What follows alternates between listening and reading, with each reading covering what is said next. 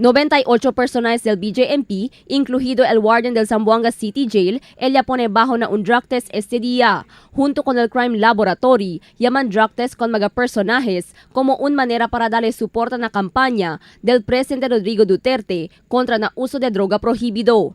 Según con el OIC warden del City Jail, Jail Chief Inspector Ervin Diaz, 100% del diila personajes, el llaman drug test, haber asegura que libraw na uso de droga el diila mga personajes.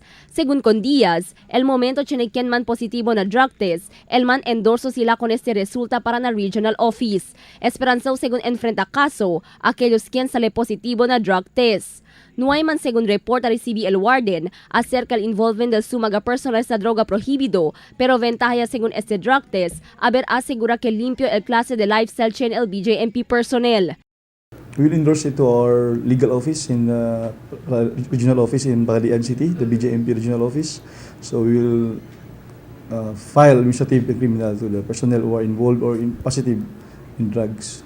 Además, el drug test na BJMP, incluido también na Oplan Rodi, que tiene objeto kita con mga personajes envuelto na droga, incluido na mencionado kampanya, el lifestyle check con mga opisyal, y personajes del BJMP alegadamente envuelto na uso de droga prohibido.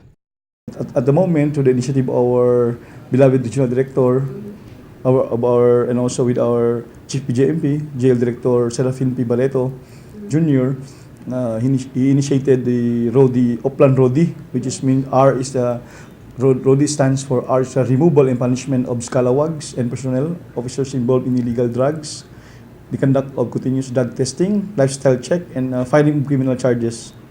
And O is offensive operation versus illegal drugs, operating inside jail facilities, dismantling of kubals, sustained greyhound operations, discipline, punishment of inmates. D is for the jail decongestion and jail disbandment of inmates gang protecting drug lords while coordination with local chief executive for lot donations and construction of new jail facilities. That until now, the congestion has been experienced in all jails, houses throughout the region.